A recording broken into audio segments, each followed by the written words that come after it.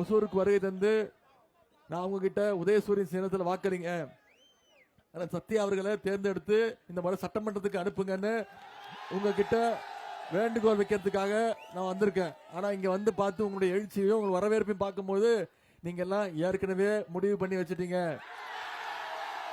23ஆம் தேதி வாக்குச்சாவடிக்கு போய் வாக்குச்சாவடியில உதயசூரியன் சின்னத்துல அண்ணன் சத்யா அவர்களுக்கு வாக்களிக்கணும். செய்வீங்களா?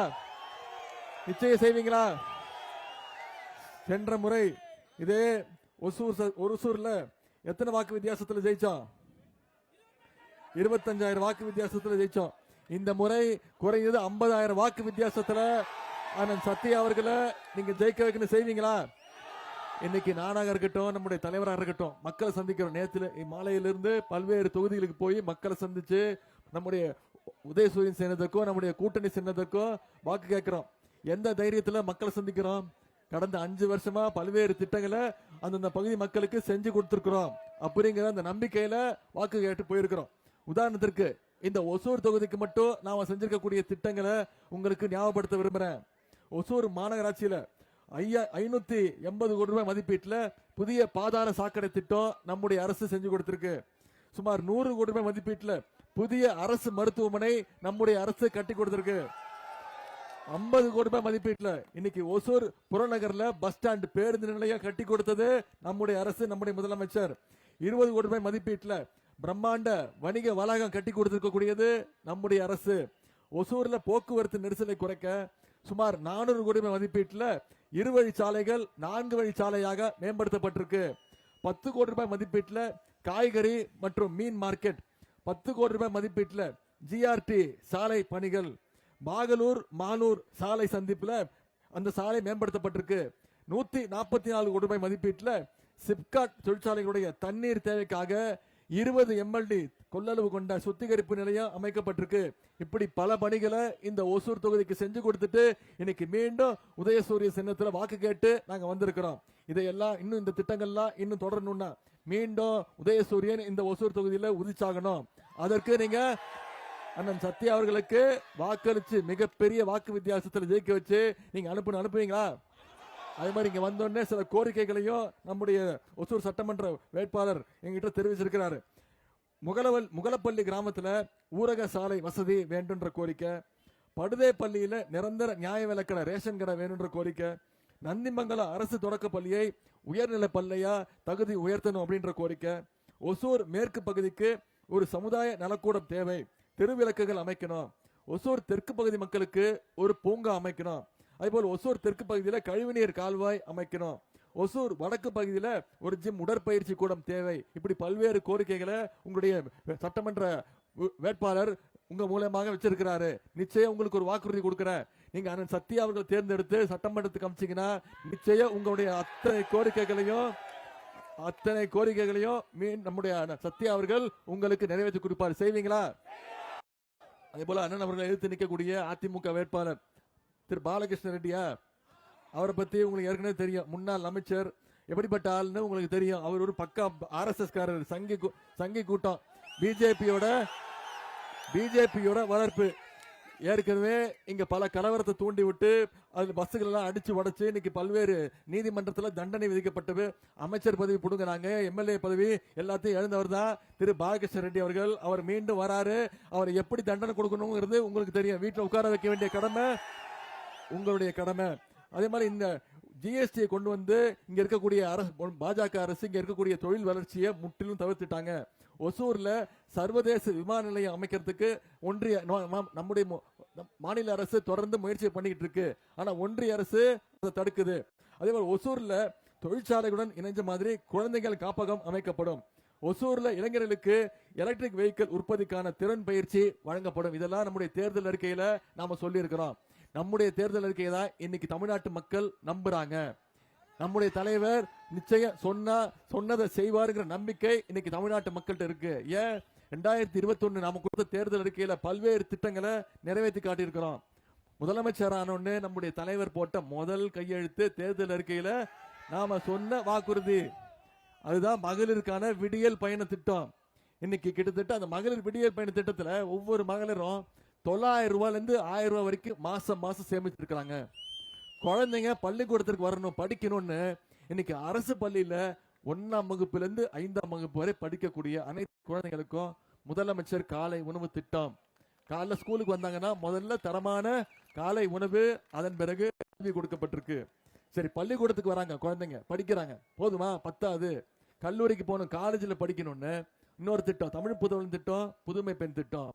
அரசு பள்ளியில படிச்சு எந்த காலேஜில் போய் சேர்ந்தாலும் சரி, தனியார் கல்லூரியாக இருந்தாலும் சரி, அவங்களுக்கு கல்வி ஊக்கத்தொகையாக நம்முடைய முதலமைச்சர் மாசம் 1000 ரூபாய் 13 லட்சம் மாணவர்களுக்கு இப்ப கொடுத்திருக்கிறோம்.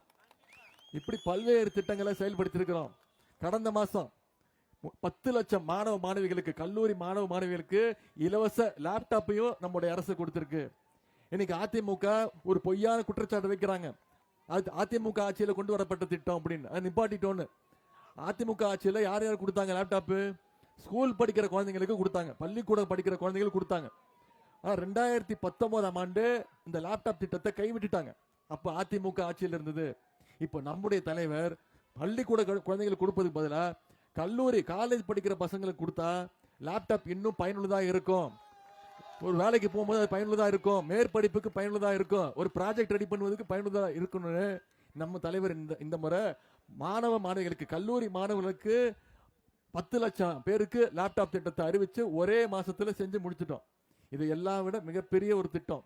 அதுவும் போன தேர்தல் இருக்கையில நாம சொன்ன திட்டம் யாரும் செய்ய முடியாதுன்னு நம்ம விமர்சனம் பண்ணாங்க. அதுதான் கலைஞர் மகளிர் உரிமை தொகை திட்டம்.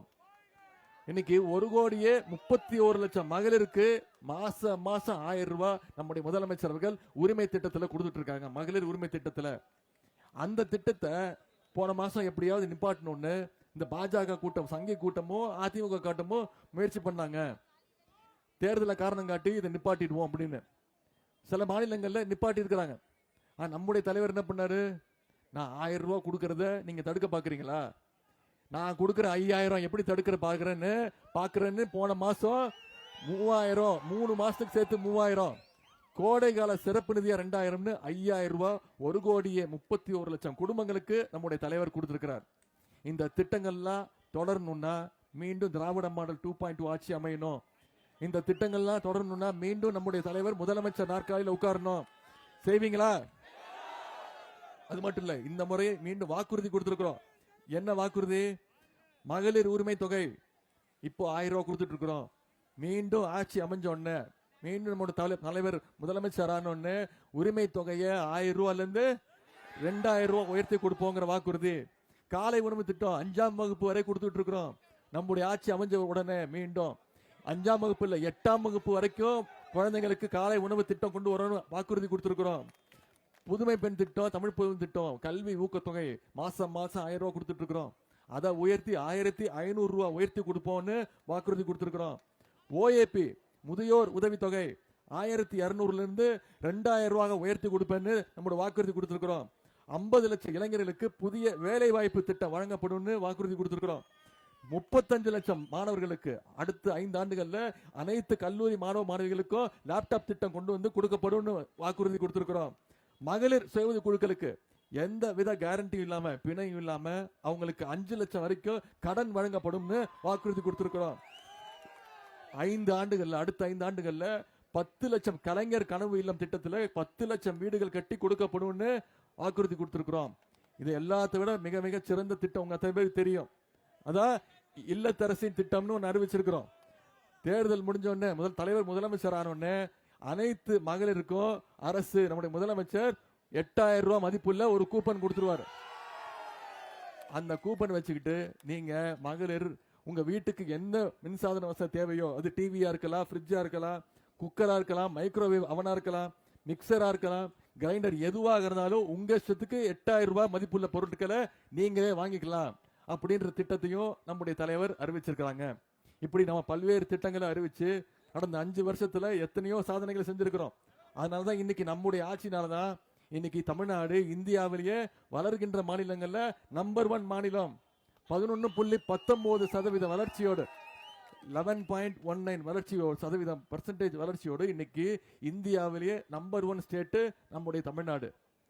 ஆனா இதுக்கு ஒன்றிய அரசு ஏதாவது உதவி செய்தா? தமிழ்நாட்டுக்கு ஏதாவது திட்டங்கள் கொடுக்கறாங்களா? நாம கேட்கிற நிதியை கொடுக்கறாங்களா?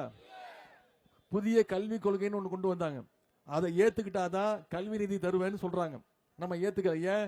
அந்த புதிய கல்விக் கொள்கையில மீண்டும் ஹிந்தியையும் சமஸ்கிருதத்தையும் தமிழ்நாட்டுக்குள்ள திணிக்கிறதுக்கான முயற்சி. எந்த திட்டமும் கொடுக்கறது இல்ல. மெட்ரோ ரயில் திட்டத்துக்கு கொடுக்கறது இல்ல. எந்த நிதியும் கொடுக்கறது இல்ல. கல்வி உரிமையை பறிக்கிறாங்க, மொழி உரிமையை பறிக்கிறாங்க. ஆனா இதெல்லாம் யாரு தட்டி கேட்கணும்? தட்டி கேட்கக்கூடிய ஒரே அரசியல்வாதி, ஒரே தலைவர் நம்முடைய தலைவர் அவர்கள் மட்டும்தான். பாஜக அதிமுக கூட்டணி வச்சுக்கிட்டு இன்னைக்கு மீண்டும் வந்திருக்கிறாங்க. சென்ற சட்டமன்ற தேர்தல் போது கூட்டணி வச்சு வந்தாங்க. நம்முடைய தலைவர் சொல்றாரு, இந்த தேர்தல் டெல்லி வெர்சஸ் தமிழ்நாடு தேர்தல் சொல்றாங்களே. ஏன்? இந்த டெல்லி அணியில யார் யார் இருக்கா? அதிமுக அடிமை கூட்டமும் பாஜகவும் இருக்கு. பாஜகவை தமிழ்நாட்டு மக்கள் உள்ள விட மாட்டாங்கன்னு இன்னைக்கு அதிமுக அடிமை கூட்டத்தை கூட்டிட்டு குறுக்கு வழியில தமிழ்நாட்டுக்குள்ள நுழைய பாக்குறாங்க. அதிமுகவுக்கு நம்ம போடுற ஒரு ஓட்டு விழுற ஒரு வாக்கும் பாஜகவுக்கு விழுற வாக்கு. மீண்டும் பாஜகவை தமிழ்நாட்டுக்குள்ள நாம நுழைய விடக்கூடாது. அதற்கான பொறுப்பை நீங்க எடுத்துக்கணும். இன்னைக்கு தேதி 31 ஏப்ரல் 23ஆம் தேதி தேர்தல். நம்முடைய கைகள்ல 23 நாட்கள் இருக்கு. இந்த 23 நாட்களும் இந்த பிரச்சாரத்தை மக்கள்கிட்ட கொண்டு போய் நம்ம சேர்க்கணும். ஒவ்வொருத்தையும் பேசுங்க, ஒவ்வொரு வாக்காளரையும் சந்திச்சு பேசுங்க. நம்முடைய 5 வருஷம் திமுக ஆட்சியில என்னென்ன சாதனைகள் செஞ்சிருக்கிறோம், என்னென்ன வாக்குறுதி கொடுத்திருக்கிறோம், மீண்டும் அதிமுக ஆட்சிக்கு வந்துட்டா தமிழ்நாட்டுக்கு என்னென்ன துரோகங்கள் இழைக்கப்படும், என்னென்ன உரிமைகள் பறிக்கப்படும்ங்கிறத ஒவ்வொரு வாக்காளரை சந்திச்சு நீங்க பேசுங்க. ஒரு பழமொழி சொல்லுவாங்க, ஜாடிக்கு ஏத்த மோடின்னு. அது மாதிரி இன்னைக்கு மோடிக்கு ஏத்த ஒரு அடிமையாக திரு எடப்பாடி பழனிசாமி அவர்கள் மாட்டிருக்கிறாரு. மொரட்டு பக்தர்கள் கேள்விப்பட்டிருப்பீங்க, பார்த்திருப்பீங்க. மொரட்டு தொண்டர்கள் நம்ம பார்த்திருப்போம். இன்னைக்கு இந்தியாவிலேயே மோடிக்கு ஒரு மொரட்டு அடிமைனா திரு எடப்பாடி பழனிசாமி அவர்கள் தான். அந்த அடிமை கூட்டத்தை வச்சு மீண்டும் பாஜக தமிழ்நாட்டுக்குள் நுழைய பாக்குது. நீங்க சொல்லுங்க, தமிழ்நாட்டுல என்னைக்கும் ஒன்றிய பாஜகவுக்கு பாசிச கூட்டத்திற்கு தமிழ்நாட்டுல நிச்சயம் இடம் கிடையாது. அதனால அவங்களோட சேர்த்து அதிமுகவையும் தமிழ்நாட்டில இருந்து நிராகரிப்போம். 10 தோல்வி பழனிசாமிய மொத்த தோல்வி பழனிசாமியா இந்த தேர்தலோடு அமுச்சு விட்டுருங்க. டெல்லிக்கு என்னைக்குமே தமிழ்நாடு அவுட் ஆஃப் கண்ட்ரோல் தான் அப்படிங்கறத மீண்டும் ப்ரூவ் பண்ணுவோம். அதற்கான தேதி தான் ஏப்ரல் 23. உங்ககிட்ட எல்லாம் நான் கேட்டுக்கொள்வது, அடுத்த 23 நாட்கள் இந்த பிரச்சாரத்தை மக்கள்கிட்ட கொண்டு போய் சேர்த்து மிக பெருவாரியான வாக்கு வித்தியாசத்துல அண்ணன் சத்யா அவர்களை உதயசூரியன் சின்னத்துல வாக்களிச்சு செய்வீங்களா? நிச்சயம் செய்வீங்களா? உங்களை எல்லாம் அன்போடு கேட்கிறேன், பண்போடு கேட்கிறேன், பாசத்தோடு கேட்கிறேன், உரிமையோடு கேட்கிறேன், உங்கள் வீட்டு பிள்ளையாக இருந்து கேட்கிறேன், தலைவருடைய மகனாக இருந்து கேட்கிறேன், இன்னும் பெருமையா பூரிப்பா சொன்னா கலைஞருடைய பேரனாக இருந்து கேட்கிறேன். உதயசூரியன் சின்னத்துல சத்யா அவர்களுக்கு வாக்களிச்சு மிக பெருவாரியான வாக்கு வித்தியாசத்தை ஜெயிக்க வச்சு அவரை சட்டமன்றத்துக்கு அனுப்புங்க. மீண்டும் நம்முடைய தமிழ்நாட்டில் மீண்டும் நம்முடைய திராவிட மாடல் 2.2 ஆட்சி தான் அமைய போகுது. நம்முடைய தலைவர் தான் மீண்டும் முதலமைச்சர் அவர்களா உட்கார போறாங்க என்பதை நீங்க உறுதி செய்யுங்க. உங்களுடைய அன்புக்கும் வரவேற்புக்கும் நன்றி, நன்றி, நன்றி.